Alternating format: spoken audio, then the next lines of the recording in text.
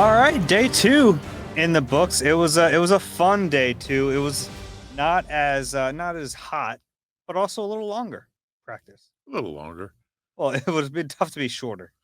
That's true. 41-minute practice. No, they went about an hour 15. Mhm. I reckon that includes the 5-minute, 10-minute developmental period. Yeah. So it wasn't exactly Dick Vermeil practice here, but this is the reality. This is what we have. Yeah, and they're ramping up. They're still not in pads yet. They'll be in This was a pads. yellow practice. Yellow practice. Yeah. What was yesterday or Wednesday was green? Yeah. No, green is the longest one. Okay. So I would guess that Saturday would be a green practice. Okay, interesting. Yeah, that makes sense. So they practice again on Saturday, then an off day on Sunday, and then Monday. I need that off day, boy. We haven't had a day off since Yesterday, yesterday. yeah. But then Monday, maybe Monday will be the first day in pads.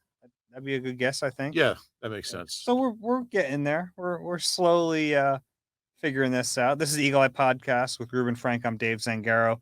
We're doing these pods every day during training camp. We have a bunch of stuff to get to. We want to talk about Lane Johnson first. Well, what he kind of went through in last year. He revealed some stuff that we didn't know. Also, we talked to Jonathan Gannon for the first time this summer, a few other players, and then of course practice observations. But we'll go out of order a little bit today. The order that we established on day 1 will go out of order on day 2 because Lane Johnson told us some stuff that we hadn't heard before. Yeah, it was really interesting, and he talked about his where he was mentally, and he said, I'm in a much better place now." I think he said, "A much better headspace now than I was a year ago," and then he linked, and this is what was the new information. He linked his ankle issues, which date back to the London game in 2018 against the Jaguars when he first got hurt, his left ankle. He linked that to the mental health issues, and he said that wasn't everything, but that was really a big part of it. He said the ankle was still not right when last year began, and that I'll give you a quick quote. He said, "Mentally, a lot of what was on my mind last year was my ankle. I was at the point where I didn't know if I could play anymore because I couldn't push off my left foot." Um, and that was a big part of the depression that he was going through. He thought his career might be over. He said, I just wasn't the same player. He said, I could fake it. I could get through a game, but I knew I wasn't the same guy. And, he went home to Oklahoma for 3 weeks. And, one of the benefits of that time, he got back in time for the stretch run. I think his first game back was Vegas, I believe, he said when he got back for the first time since before he got hurt in 18, he felt like the player he wanted to be. And he said, now this summer, it's not even on his mind. He says the first time, gosh, we're talking about 3 years ago, 3.5 years ago, Almost 4. almost 4 years ago. Um, he just hasn't been right. And, he's powerful and smart and savvy enough to get by at 80%, 75%. And he's still a pretty good player. Still pretty good player, but he said he was nothing like, and he actually started, I was talking to him when he was going into the building, and I asked him what physically he couldn't do, and he started like demonstrating different moves and how he couldn't push off. He said pass blocking, he was fine. He said I had no issues pass blocking, but run blocking was, and he gave me the metaphor. He said, early in my career, I felt like a 747 run blocking, and after the injury, I felt like a. Can I say this quote? No. I can't say the quote. He said I felt like a twin engine piece of bleep. Thank you. You're welcome. And it really was weighing on him. And he's. I think when you've played at the highest level, these are guys a first team All Pro, 3-time Pro Bowler, and he just couldn't do what he was used to doing, and what he knew he wanted to do to be the player that he could be happy with, and it all added up, and he just had to get away. And the good news is he feels like he's 100% back, and it's been a long time coming. Yeah, I mean, I think we're all kind of thinking about the ankle though.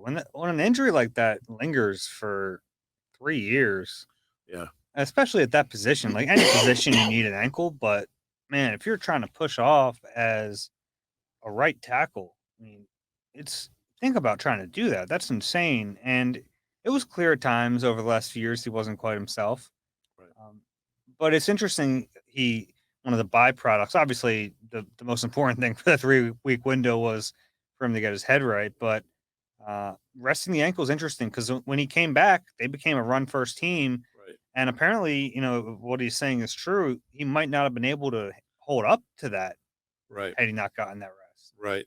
And I asked him how much of a connection there was between the 3 weeks off and play, and he said he just needed time. He was kind of reluctant to say the 3 weeks was directly related to his ankle miraculously.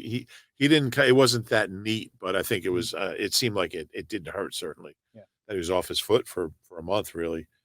Um, he's such a great player, and I think he's become underrated here. I think that's probably true. He's so good. But And I also think he hasn't been quite at that level. it's fair. It was his last Pro Bowl. I think he made a Pro Bowl in 19. Mhm. But before this injury, imagine having an ankle injury that, I mean, half his 18 seasons, 19, 20, 21, 3.5 seasons that he just And hasn't it's been. like the things that he had tried a few times, they just didn't work. He had 3 different Yeah. surgeries.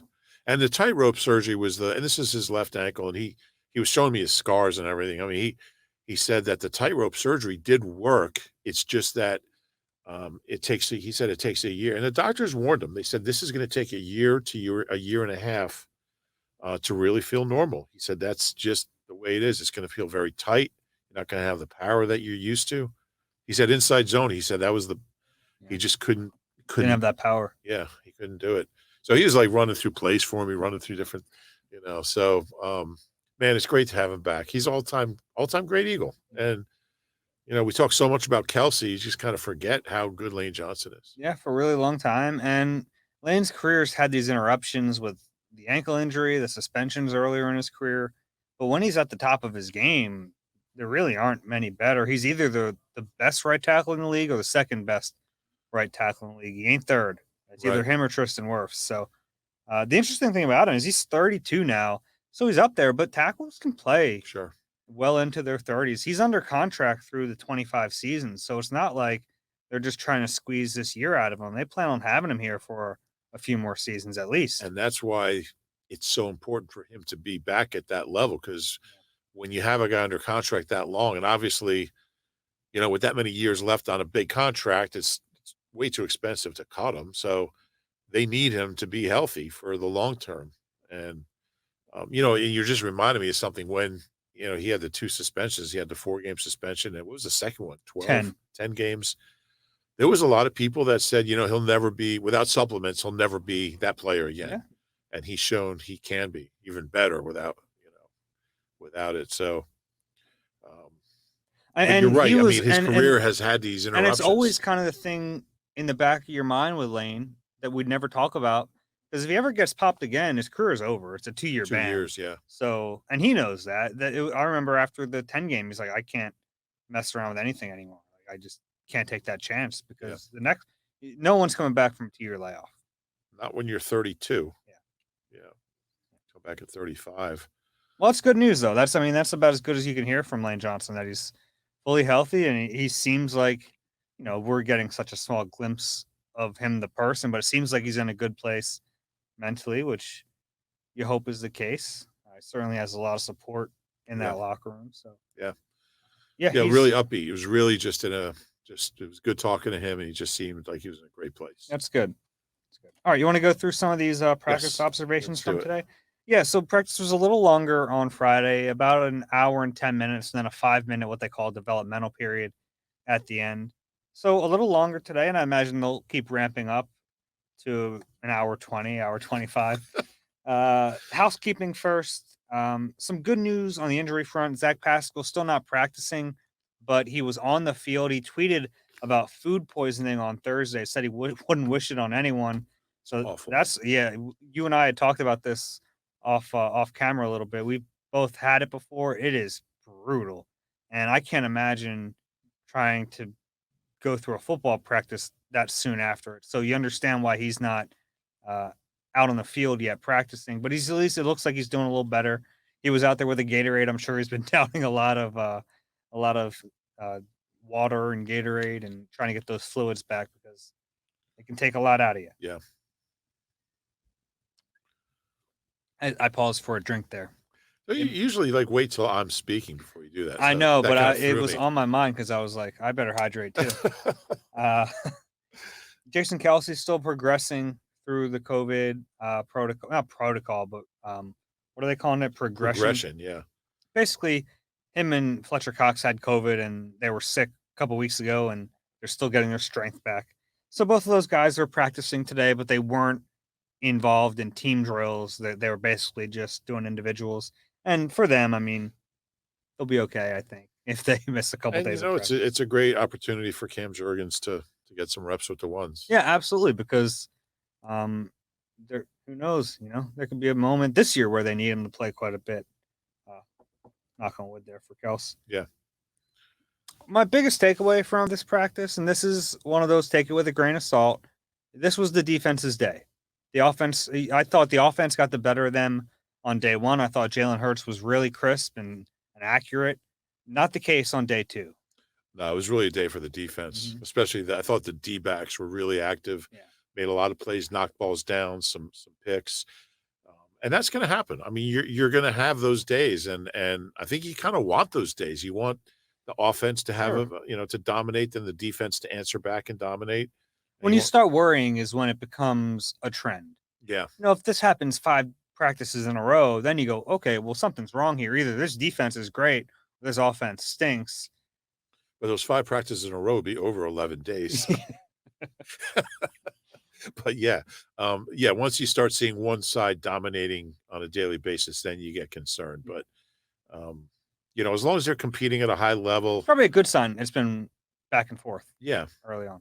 first couple of Yeah. days, yeah, I thought I that, thought I thought Hurts had some bad throws today. yeah, you did, Poor decisions, bad throws. And look, doesn't mean he stinks. It just means he had a bad day. But you also give credit. It's a little bit of both. I thought Hurts didn't have his best day, but I thought the DBs especially were making plays. I thought some of the linebackers made plays.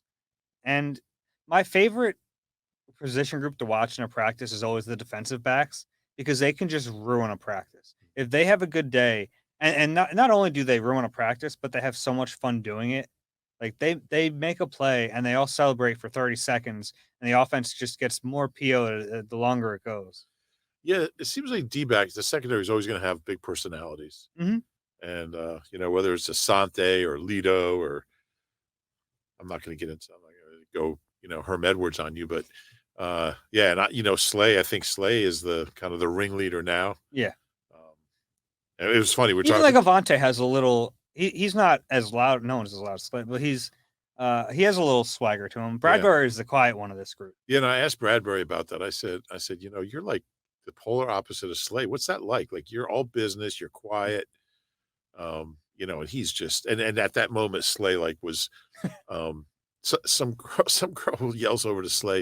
It was was it like a youth basketball team or something? Hmm. Girl yells over, Slay, can you sign the other half of my forehead? Yeah.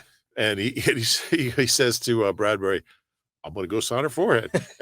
And Bradbury's just sitting there stone faced. I said, like, doesn't he ever make you laugh? And Bradbury's like, well, I'm not always this serious. I'm just this serious around you. You Fair guys enough. mean in the media. He says, I'm actually, I do have a personality. And like he was totally stone faced and we all just laughed. He just kind of chuckled. But they're complete opposites. It's pretty funny. Yeah.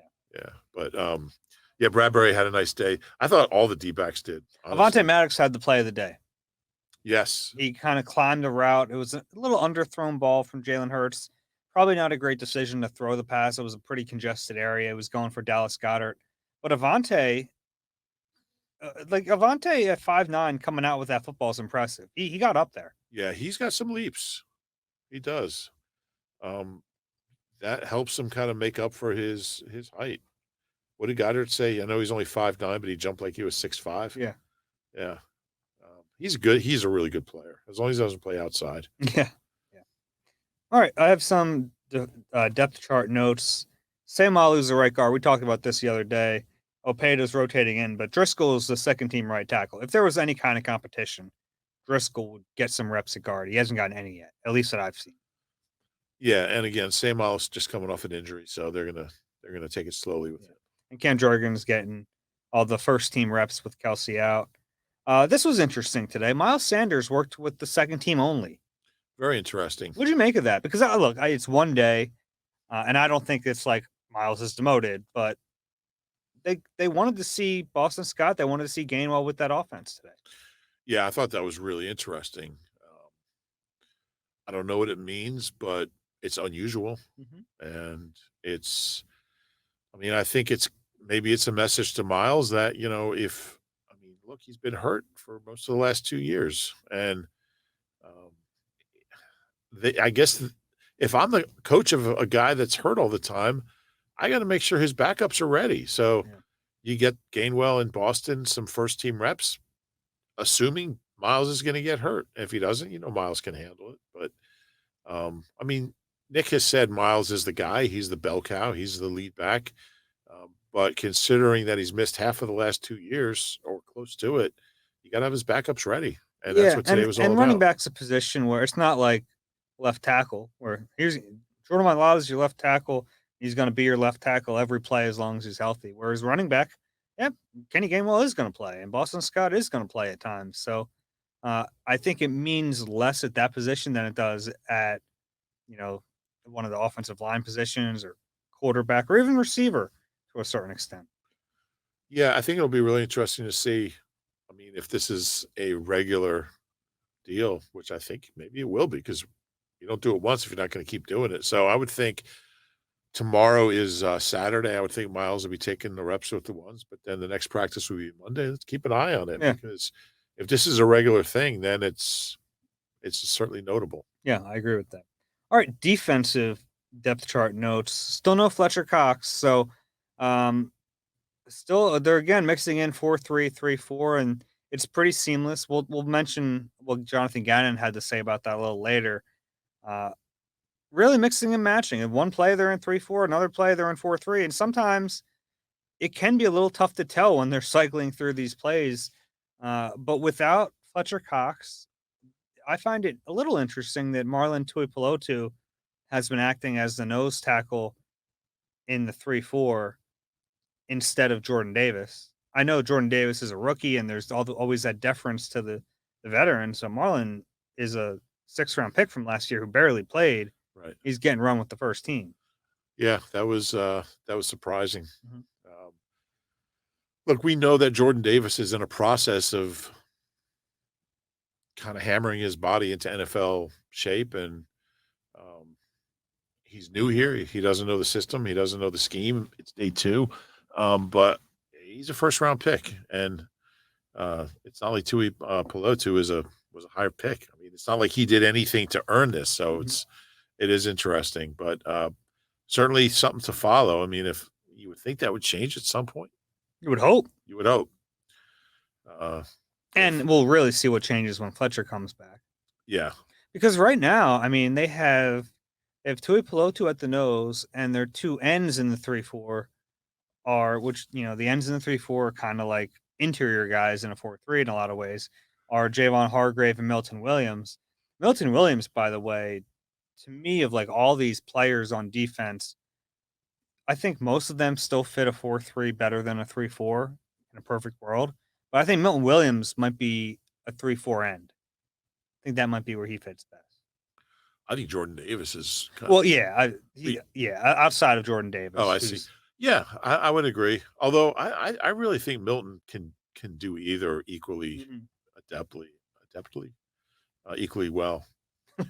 Um, yeah, I mean, we'll get to what Gannon said, but that's really the most intriguing thing about all of this to Mhm. me is, you can't have two separate rosters, one Yeah. for 3-4 and one for 4-3. So you got to really get two separate, waves of guys prepared for different things. So, yeah, but that was a big surprise. We're seeing Hassan Reddick, um, drop quite a bit in these first 2 days. It makes you go, "Oh, I don't know." Like, they signed him to rush the passer, but he has to be able to drop too. Like, there are gonna be moments where he can't just rush the passer in that position. I think it has to be minimal, honestly. I think that you're gonna get yourself into trouble and you're gonna not use him correctly if he's being asked to drop too much, but he'll need to at times. He just will. And I don't necessarily think what we've seen 2 days into training camp practice is indicative of the percentage he'll be doing those responsibilities once the season comes. Yeah, I would agree with that. I think, I mean, he's a new guy here. I think they kind of want to see what he can do. And Mhm. I'll tell you what, I don't think they mind that everyone's going to be tweeting, he's dropping back and, Yeah. let's get that out there. Yeah.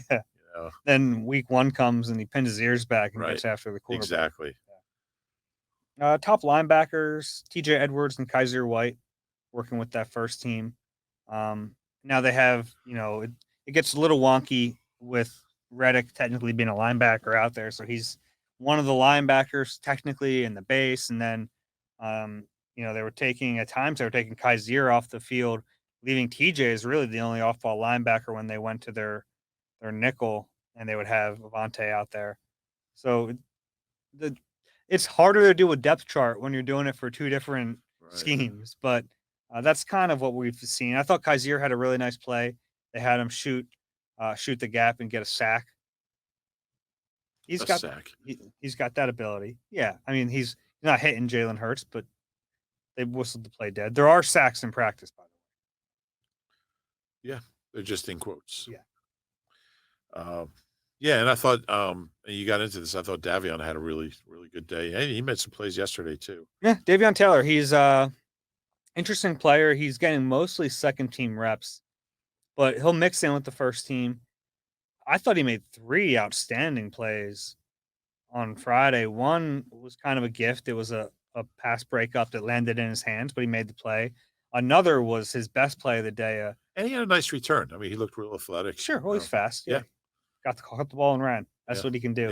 Yeah. The other one was a short pass to Boston Scott. He ripped the ball out, pass breakup, timed it really well. That's a tough play to time. If your timing's off, you get there early. That's a flag, and it's a first down.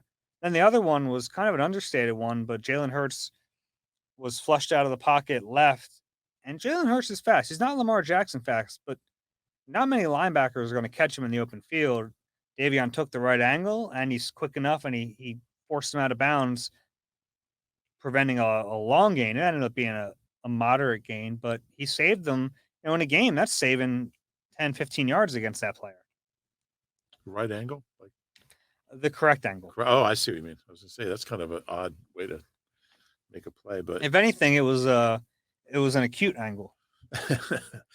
yeah, Davion's been impressive. I mean, we've seen it on the field. We've seen it in games when he's had a chance to play, when he's been healthy. But It's been an adventure yeah, at times. yeah, he's certainly got some athleticism. He's around the ball and plays hard.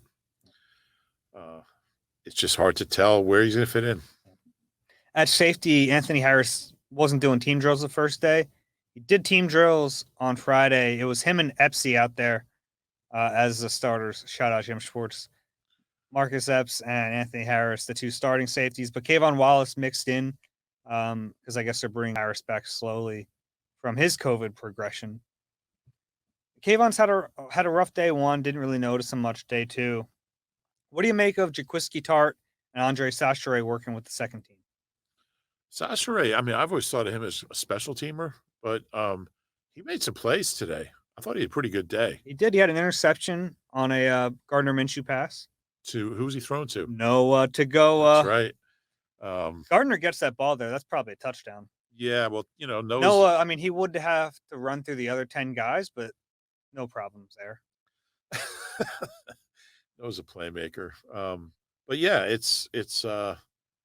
I mean, he's in the mix, I guess, at safety. And obviously we know what he can do as a special teamer. Like you figure if they keep four safeties, right? Anthony Harris is probably in. Marcus Epps is in. Jaquiski Tart, we haven't seen him much, but he's probably in. Probably, but not a lock. Not a lock, but I would say most likely is going to be on the roster. That leaves probably one spot, right? You're probably going to keep four safeties. So Kayvon Wallace is getting the nod with the first team, but if Sachere outplays him and he offers you this great upside on special teams, and by all accounts he does, he was a pretty good gunner last year when he was healthy. It's not crazy to think they'd keep him over Kayvon, is it? Not at all. Yeah. Not at all, especially if Kayvon keeps struggling. I mean, he was a fourth-round pick. I think a guy like Davion, all things being equal, that third-round pick's just going to get more consideration than a fourth-round pick. I think it's like Yeah. Which is almost funny because Davion was 102 overall, which is just about in the 4th round. I think they were 24 picks apart, I believe. Okay. But you need to see more from him. Really, honestly, Epps is the only safety that's an absolute stone cold lock to be on the team. I think Harris is pretty close. But these 1-year deal guys, if they don't produce, yeah, I think there's a difference with Harris given the given his relationship with Gannon, given the it's not with Howie. I mean, I think he'll be here, but I wouldn't say he's a mortal lock. Okay. Yeah. But I also don't think. I think there's roster spots to be won there at safety. Okay. I think it's a little more solidified than you. Okay. I mean, I don't think Tart's a lock. Certainly don't think Kayvon's a lock. Sasha, who knows? He's not a lock. So. Yeah. No, I mean, I think Epps is certainly a lock. I think Harris is pretty close. And I think Tart's going to be on the team. Good chance, but not a lock. Fair enough. This one was kind of a stupid observation here, but what do you mean this one? Sorry. The one thing that these short practices have taken away from us a little bit is the third stringers, and there are some positions like cornerback where there's all these guys, but also the quarterbacks, because you have Reed Sinnett and Carson Strong fighting for that job. And no disrespect to Reed Sinnett, I want to watch Carson Strong play. And we haven't gotten a chance to really do that yet. That's true. He's got a big arm. Big arm. You sometimes don't know where that ball's going, but it's fun to watch. I want to watch that. Yeah, I mean, he's throwing to Britton Covey. It's kind of, What? He's just not. I mean, he's a returner. I think he's a very raw receiver. Okay. So it's not like he's throwing to A.J. Brown. But he's never going to get that chance. Who knows? Carson Strong's unusual because over/under passes Carson Strong throws to A.J. Brown in training camp.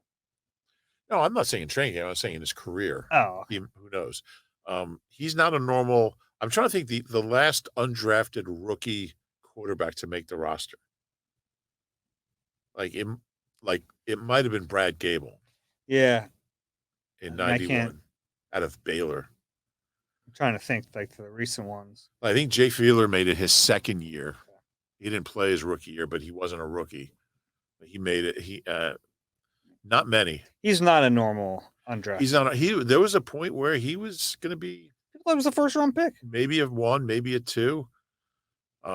His numbers at a pretty big school, we're pretty BCS school, were not SEC, but at a major school, were phenomenal last year. It's just, can he move around? Can his knees hold up? He's a really unusual instance, I think. Yeah, and the money kind of shows you that too. $320,000 guaranteed. They lured him here. I'm intrigued by him, and like I said, no disrespect to Reed Sinnett.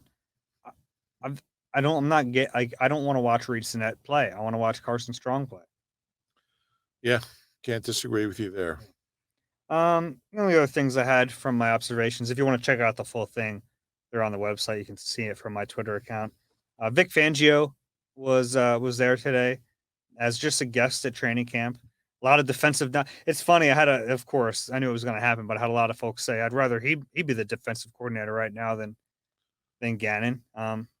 Better track record. He's he's been in the league a long time, but yeah, interesting. I like when you see the old coaches come by. And last year, who was there? Mike McCoy was there, right? Yeah, for a little while. We saw Gunter Brewer today. Yeah, he was in that stretch of Eagles having a new wide receivers coach every year. Yeah, he was after Mike Groh before Carson Walsh. Yeah, it was an interesting stretch. I'm going to give you a one-eye story. I remember when the Eagles were at Westchester and Buddy was there, and Weeb Eubank came, who he had been the Jets coach when Buddy was a D-line coach under him. And we tried to interview Weeb. It wasn't happening. Weeb is not interested in. He was not a quote machine. But yeah, it's always fun to see who comes back. Sometimes you get some interesting people. Yeah, you always do. The last thing, this was my actual stupid observation of the day.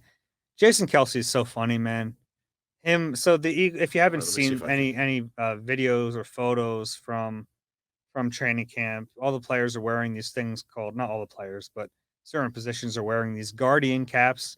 They basically look like an extra foam helmet on top of the helmet. If you're watching on YouTube, you can see it there.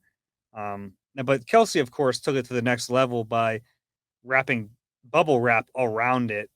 And my favorite thing about Kelsey is that he committed to the bit and wore it like that all of practice. You know how comfortable you have to be with your position on a team to wear a bubble wrap on your head for the entirety of a 1 hour and 15-minute football practice? There he is. Yeah, he's different. It was great. Yeah, it was funny. The players were kind of mocking these things, and I guess they have to wear them the first 2 weeks up through the second game. Yeah, I mean they're Or not 3 even weeks. hitting, so I don't know what it's doing. But hey, you know what? If it saves literally one concussion, it was worth it. I guess. It doesn't hurt anything. They look kind of goofy, but whatever. Yeah. You got anything else from practice that I might have missed today? Anything stand No, out? I think you covered it all. Okay. Just some stuff to really keep an eye on. I mean, I thought the Miles and Jordan Davis, just kind of keep an eye on those two guys. Mhm. When is Jordan gonna move up past Tui Pelotu, and when is Miles gonna be the number one guy? It's gonna be interesting to see. Yeah, a lot of times with the rookies, and Kobe Dean's been working with the second team, they really just want them to learn first before they even compete.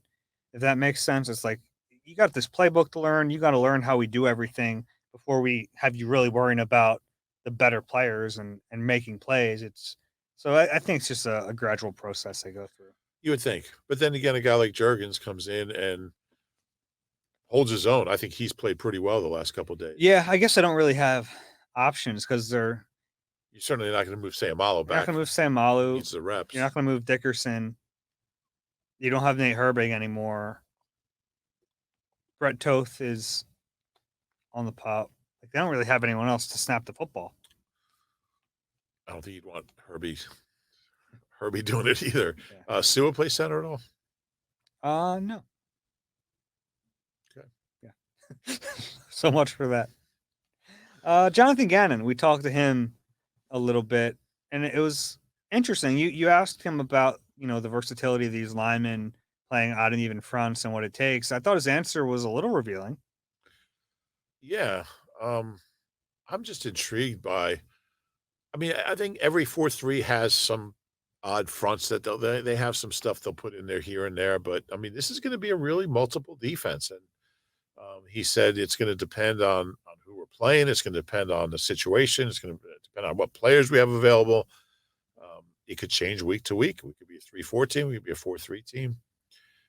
But he said, I mean, and this is the part that's interesting to me is you need players who can go seamlessly from one to the other. And he said, everybody we have out there can do it, Mm-hmm. can play in either defense.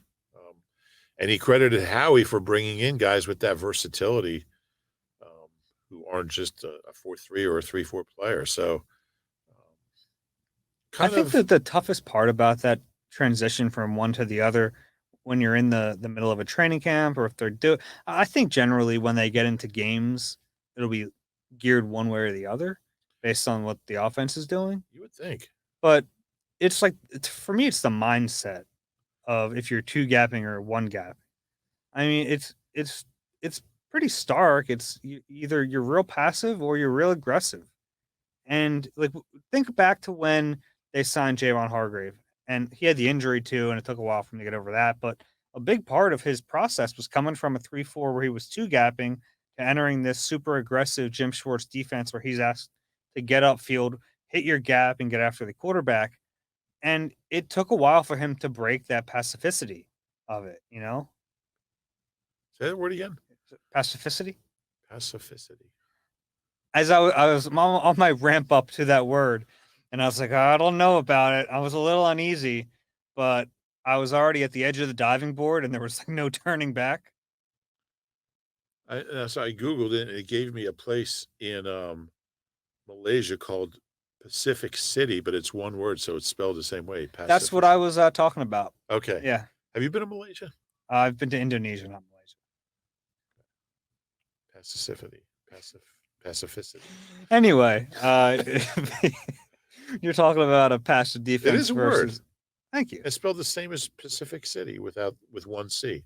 You think they're like real relaxed in that Malaysian city? Like they're not very They play a aggressive. 3-4. But I think that's one of the biggest issues is flipping mindsets. And Interesting. at some point, I'd like to ask Gannon about that. But I think there's something to that. He ran over to me after practice on his way back inside and said, "Hey, you want the percentages that we worked on 3-4 and 4-3 today?" Love that. Yeah. Did he give it to you?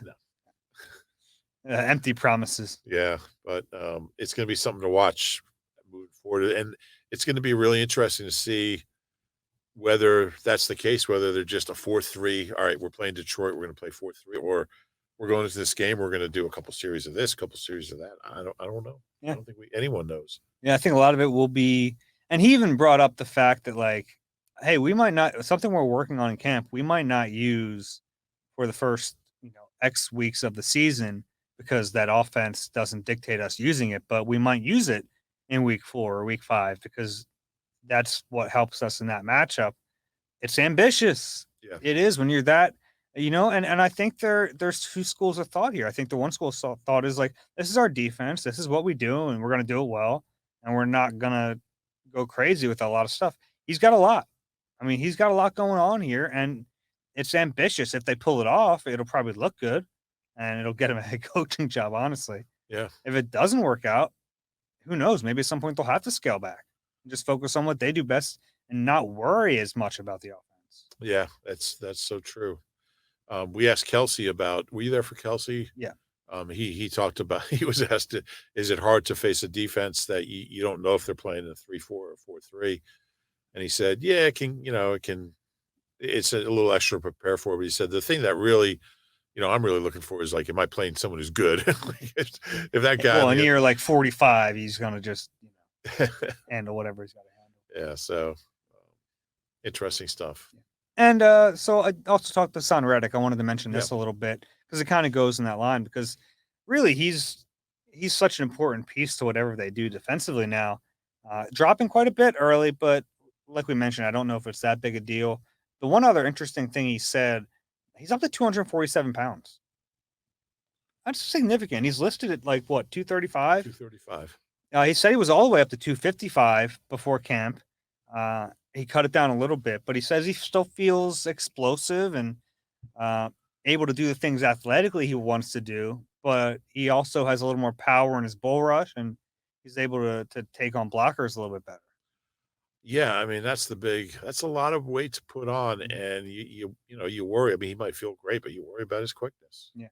It's always a fun balance to watch in players trying to figure out like what weight they want to be at. And I always appreciate Ed Kratz from SI because he's an old wrestling guy, and I can always count on Ed to ask for guys' weights. It's like that he'll never lose that wrestling mindset. So he's always, and I appreciate that because it is important, especially for certain positions. I think once you have a wrestling mindset, you never lose. You never lose. It's habit for life. All right, you got anything else here? No, no. I'm hoping tomorrow, Saturday, is a green practice. Yeah, I hope so. Get after it a little bit. Yeah, hopefully, and we'll be back with you after that practice. If you enjoy the Eagle Eye Podcast, please do us a favor, rate and subscribe wherever you get your pods. If you're watching on YouTube, please click the like button and subscribe there as well. For Reuben Frank, I'm Dave Zangaro. This has been Eagle Eye.